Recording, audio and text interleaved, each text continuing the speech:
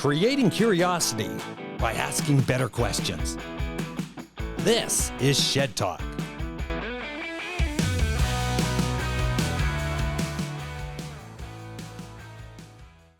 Chad Lefevre is an international design thinker and a senior level creative strategist. For 18 years, he has worked with leaders and companies to design strategies, activating human potential, and improve outcomes through transformational leadership. Core to his system is a focus on the power of communication as the linchpin co-creator element, superseding any other. Chad is the founder of the Most Important Conversation, TMIC, a new communications of free-thinking leaders, creators, and inventors, creating new solutions, systems, and structures to existing challenges for humanity to thrive. Chad Lefevre. Did I get that right? Lefevre. Lefevre. Yeah. Thank you. And thanks for being on Shed Talk. No, thank you. And I know we got it set up to have you come here, but I had to do a little research on you. Okay. And I was blown away because I went on your LinkedIn. Oh, okay. Okay. And I went on your LinkedIn. I went on your website. Yeah. You are an amazing man. Oh, I looked at that and I'm going, he's done this. And I'm going, thanks for being on the podcast. Yeah. Because we are going to have some fun here to talk about this and just get going. Well, thanks for joining me. Well, it's a pleasure to be here. I really appreciate the invitation, and I look forward to really diving in today with you. Excellent. Yeah. Well, if we're going to dive in right away, I need to ask you the first question. What's that? And I saw this in your bio and everything. Yeah. What is the most important conversation? I'm glad you asked. That's our new organization, actually, that we've set up, which is sort of an umbrella organization of organizations. Essentially, our objective is to facilitate the most important conversations humanity needs to be having at this point in time. And so we've started to kind of go through our mutual networks on our team. We have a lot of really high profile and really well-connected people who are connected globally. And so the most important conversations facilitates it in a couple of ways. We have this process that's been around for 40 years called Design Shop. A little bit of backstory. My friend, who's also a part of our team by the name of Matt Taylor, he was an architect who worked with Frank Lloyd Wright. And in the 1970s, when Stanford was doing a bunch of stuff around what's now known as design thinking, he created his own methodology, which at that time was called the Taylor method of creativity. And then he created a process around the Taylor method, which he called Design Shop. And what Design Shop is a 3 or a 5 day experiential process method that basically convenes, whether it's companies, NGOs, governments, around a particular problem that they actually want to solve. And it's done in a very specific environment. The environment itself is conducive to creativity. And so for the last 40 years, it's been used by 55% of the Fortune 100. It's been used by the World Economic Forum. It's been used by NASA, the U.S. Air Force, etc. And so I went to Matt about a year ago and I said, I would like to start something called the Most Important Conversations, where we basically enroll and bring in Design Shop as a method, and we're going to tweak it, and we're going to actually bring it into the modern age and the modern times. And so that's one of the things that we do to help facilitate conversations. We hold things called design summits. We hold Design Shop. As a matter of fact, right now we're planning one for what happened in Hawaii with Maui and Lahaina. Mm-hmm. And so we're planning a Design Shop right now to help rethink what's going to get rebuilt in Lahaina. We're planning one around artificial intelligence. We're planning one around the energy transition. And so the Most Important Conversations is an organization that facilitates conversations. We bring in other communities that already exist, and their members get to participate, bring their expertise. If we're hosting a Design Shop and there's someone in their organization that's has a particular expertise, we'll bring them into the Design Shop. And so our goal is really to transform the trajectory of where we're going in terms of human beings and on the planet. And so that's one of the things that we do. And the other thing that we do, and you'll find this interesting, I think, with your background, is we're building these things around the world called recreation centers. And these are places, these are facilities where people, companies, governments, NGOs, even individuals and leaders can recreate themselves or their organization or whatever using the Design Shop methodology and principle. We're actually thinking about building one in Calgary. And so it's quite interesting kind of what we're pulling together around this. So how would you build it in Calgary? Like how many people would be involved? Say, let's take Calgary as an example. Yeah. You're building that. Yeah. Well, we're looking at it. Yeah. Yeah. How many people? 50, 100, 200? To build the facility? Well, not necessarily build the facility itself, shop, but like the design shop, because that's just real estate. Yeah. The typically a design shop runs from anywhere on the low end to 35 to 40 people and as many as 150 people. And it's conducted in a very unique and specific environment that we will fly in. We've got warehouses in Atlanta where a lot of the furniture, because it's customized furniture that helps to facilitate the experience, we'll fly that furniture in. If we're going to build it here, it'll be permanent. But if we're just going to do a design shop in a location, we'll just fly in the furniture, put it in a hotel ballroom, run it, and then we're out. So let's get back into the design center. So You're going to build a design center so it looks and feels like what? Yeah. So when Matt, as an architect, having worked with Frank Lloyd Wright, he really paid a lot of attention to the role that environment plays in the human experience, how we think, how we create, how we get along. I mean, we're here and doing Shed Talk, and there's an environment to this, and the environment pulls for something, right? And so what he was doing in the 1980s and 1990s is he was creating these environments called navigation centers. And what a navigation center was, it had 50-foot whiteboards, it had walls that were movable, plants, books, toys, all kinds of crazy stuff that facilitated the creative process. And you think, well, what does that have to do with, say, like you bring in the U.S. Air Force and they're going through a design shop? But the process is intentionally designed to pull someone out of their normal habituated way of thinking and to put them in a space where they can no longer rely on the habituated conditioning and the way that they think about a problem. So let's say a company has problem X. 95% of what all of us as human beings did yesterday, we're going to do today. Albert Einstein said that doing the same thing over and over and expecting a different result is the definition of insanity. That makes most of us insane by definition. And so design shop in this creative process is designed to pull us out of that conditioning. So we're not just thinking the same thing, doing the same thing, and therefore getting the same result.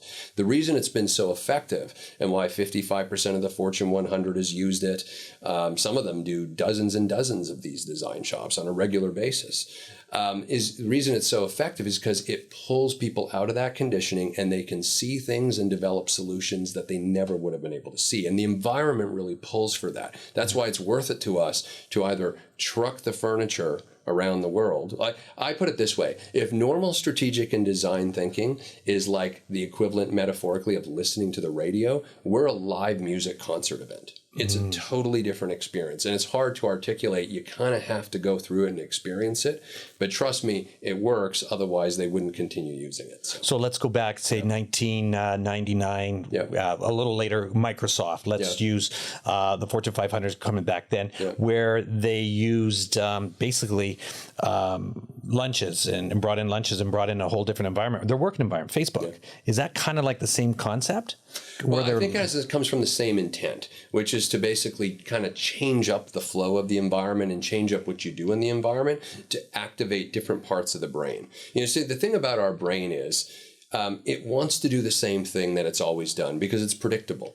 And as far as the brain is concerned, predictability means safety, security. It's Maslow's pyramid. Right? The whole idea of Maslow's pyramid is, we don't get above safety, security. Most people don't. They don't get to that level of full human optimization in terms of what their true potential is. Most of us get stuck in that safety, security zone, doing the same thing, playing the same game, not taking risks, not going outside of our comfort zone. And so the brain wants to predict, which is why as human beings, without even realizing it, it's just unconscious. We're habituated to do the same thing over and over because the brain feels that it's safe. I actually came up with a term years ago that I've taught on for years called the near win. And I was doing some work in Las Vegas, and we were working with a casino brand there on a digital project. And it gave me the opportunity to actually spend some time with some neuroscientists and some behavioral scientists. And it was a funny thing, the story they told me. They said, slot machines, anyone who's been to Vegas will really appreciate this. Slot machines, back in like the 1950s, 1960s, they played this experience of sort of loose and tight slots. A lot of the casinos would play this. They would loosen the slots would pay out. There was no social media back then, but the rumor mill would get going and everyone would go, oh, you got to go to this casino because, they pay out. And then, they'd fill the casino and then they'd tighten the slots, meaning the slots weren't paying out as much anymore, right? And this was a way of kind of sucking in the money. Well, the state, people started to complain and the state got wise to what they were doing. So Nevada started to regulate that. And so now they have to think about how do we keep people doing something that is on the surface irrational. You're sitting in front of a machine. There's a high probability you're not going to leave with money. I mean, the house is going to win, but you keep putting the money in, right? What is that addictive quality in the brain that has us do things, even sometimes irrational things? But, what's the payoff that we're getting? And so these neuroscientists and behavioral scientists that I was working with, they explained to me that there's this thing in the gaming or the addiction literature, right, that they call near loss. I reframed it near win. And essentially what that is if you can imagine a slot machine with 3 slots, right? So a total loss is they're all mixed up and scrambled. There was no way you were going to win. And then a win is obviously they all line up and you win. A near loss, or what I reframed as a near win, is when 2 tick into place and the third almost does, but it doesn't. And what these neuroscientists discovered in that moment is that there's more dopamine that is released in the brain system when we almost win than when we win, which means that the brain neurochemically pays us off to keep doing things that are what I call almost winning behavior. Okay. Almost winning behavior, because I'm visualizing that right now in business and going, say, I almost got that sale. I had this. If I only shoulda, coulda, woulda, right. That one more moment in time that if I just did that little thing just a little bit different, I would win. Yeah. And that progressiveness, because I'm almost feeling that at the slot table, and all of a sudden, if it's you lose and it's like, okay, they're not even close, but all of a sudden that one, you just see it just about drop. Okay, I got to get back in it.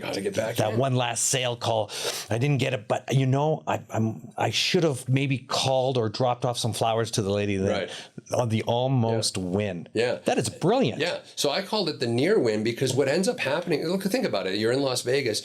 What tends to happen is when people win, they cash out, they go do something else. They go to the restaurant, they go to a show, they won, right? But it's the almost winning. Now, here's the thing about it. The thing that kind of got me into a lot of the work that I'm doing now is back in 2009, 10, and 11, I was co-producing an event in Los Angeles where we were bringing in some of the top authors and speakers in the world together, 250 to 300 of them. Once a year they'd come. It was a closed door thing. It wasn't for the public. There was no keynote speakers for the public to come watch. It was an industry thing.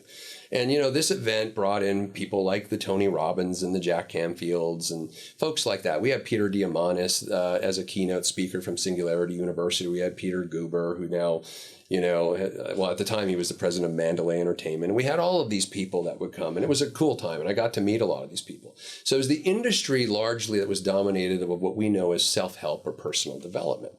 And it exposed me to a situation that I became really concerned about in that industry, which is that tons of books, tons of conferences, tons of workshops are being sold. But the people who were buying them weren't experiencing the change or the transformation they were looking for. And I started to get really curious. Why is this the case? I researched it, and depending on what categories you include in personal development or self-help, it's arguably somewhere between a $50 or $100 billion a year industry globally. Okay? Mm-hmm. So think of that. On the high end, human beings are spending $100 billion a year to change something about their life, to improve something in their life. Right? Like fitness.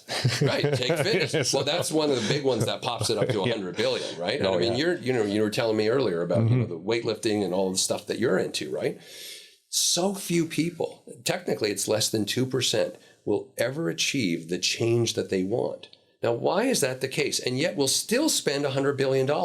Sounds like a slot machine to me. Sounds like I'm willing to spend the money and not get the return. Sounds like I'm trapped in something I call the near win, right? So what is the mechanism in the brain that does this?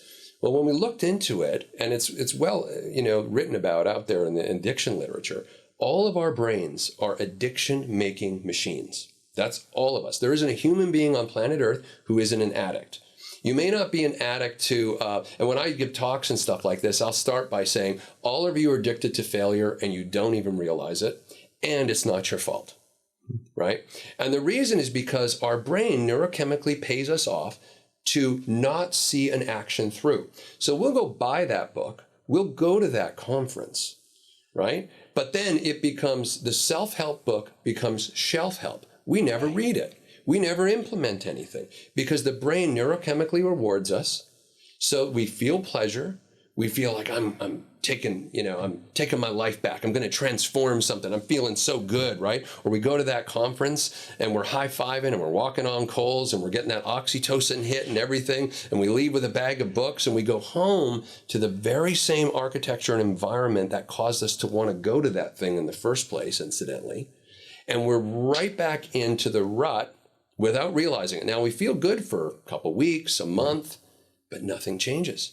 Well, it's a great business model for self-help because when I feel low again, I'm going to want to go back to another conference, buy another book, right? It just keeps me in this loop.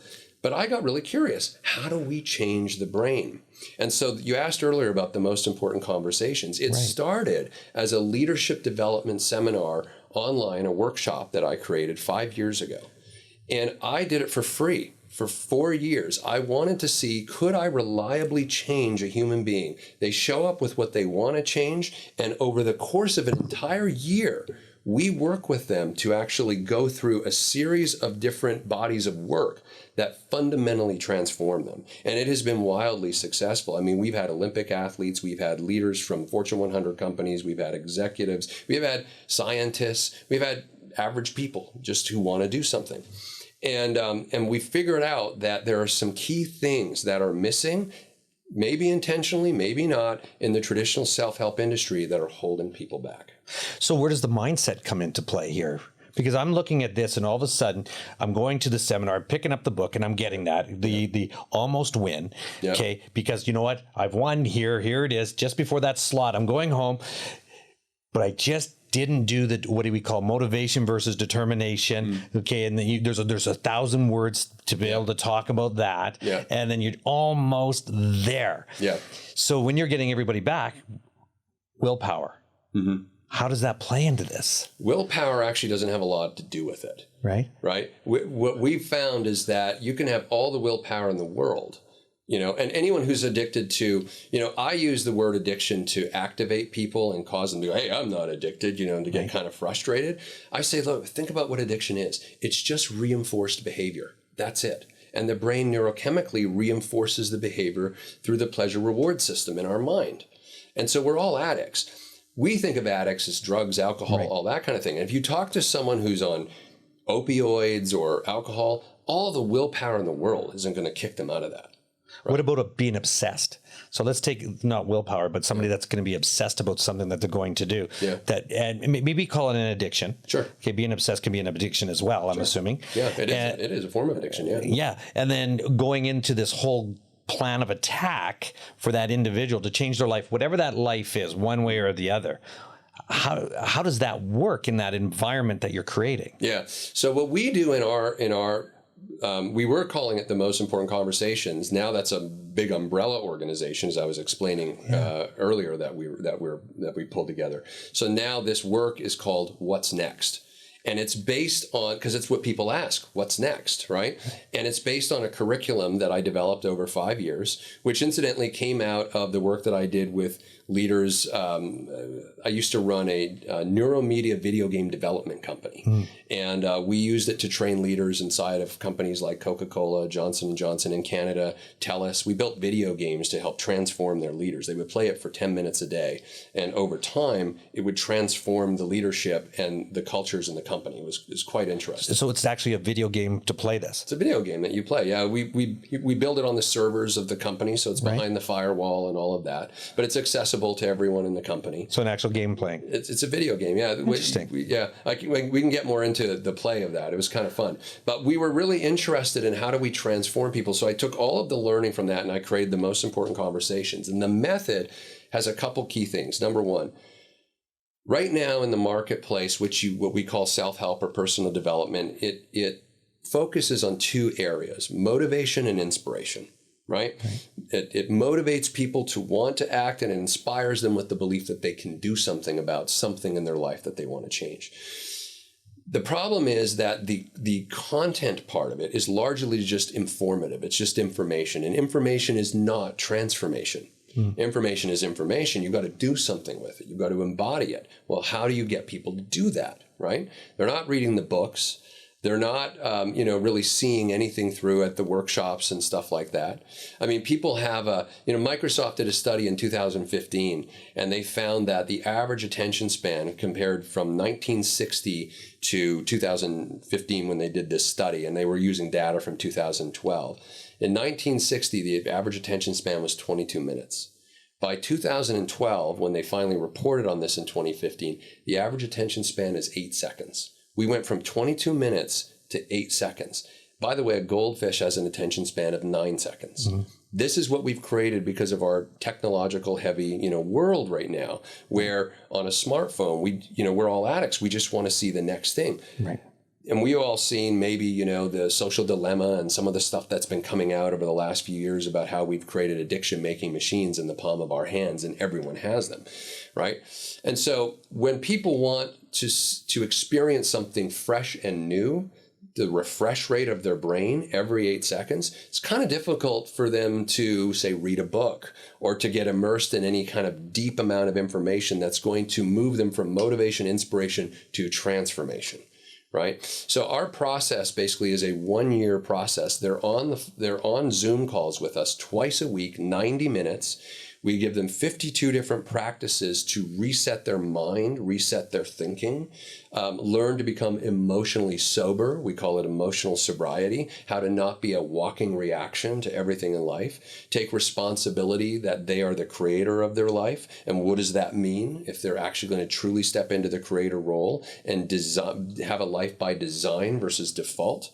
And so we walk them through a series of monthly programs. Some people call it AA for healthy normals, because it's like, if we take the premise that all of us are addicts, mm-hmm. Well, technically we're healthy normals because maybe we're not addicted to drugs and alcohol, but we're addicted to other things, watching TV, procrastination, distraction, all kinds of things. It's kind of like saying, when you're saying it's the 52 steps for sobriety, all of a sudden you have the 52 steps. Okay, here's your first step. What would one of the 52 be? Like, so when you brought somebody in, what would one of them that you would talk to them about and say, stop or build this, or what is one of the 52? All right, well, I'll give you an example of one that we just did yesterday. And this is kind of deep down into our content, but they're simple things, but they're quite informative in terms of what they open up for people. So one of the ones that we do is called the worst case scenario exercise. So a lot of people have fear about, and it's hidden, they might want, like, it's funny, right? The brain is weird. I mean, we want success, we want power, we want to feel good, we want to be healthy. But at the same time, a lot of people struggle with this fear of, but what if I actually accomplish that, right? Or what if accomplishing that is going to require me to change this, and this in my life? And now that's not predictable anymore. I have these things in my life that I can predict on, I can count on. Maybe it's my relationship, maybe it's where I live, maybe it's my job. I can count on these things. And so suddenly what people realize is that in order to get the thing that they say they want, well, it's like Marshall Goldsmith said, what got you here won't get you there. So they're here now, they have what they have, and they're dreaming about this their future body, this their future relationship, this their future job, or maybe it's quitting their job and starting their own business or something like that. They have a there that they want to get to. But the gap, the abyss that they need to cross is, what do I have to change and transform to get there? So we do the worst case scenario exercise as a way for them to kind of put down all of their fears, identify them, get really clear on them, be with them. Then we ask them to go through and say, okay, what's the worst case that would happen if you did change that thing? Right. Oh, I quit my job. I might have to, take a side job, a gig. I might have to live with a friend. I might have to live with my parents. We get them to emotionally start to process the things in the columns that they write out that they're most afraid of. And then we say, okay, what are you going to do to handle those things? Okay, so you have to live with your mom. How long do you think you'll have to live with your mom or your parents or a friend or something? Okay, maybe 6 months. By 6 months, I'm going to, start this. I'll take these actions, and then those actions will lead to this. And we start getting them almost like future casting and envisioning how they're going to take those steps. Because what a lot of people don't do is they see what they want in their mind, but they never really do the work to figure out how they're going to get there.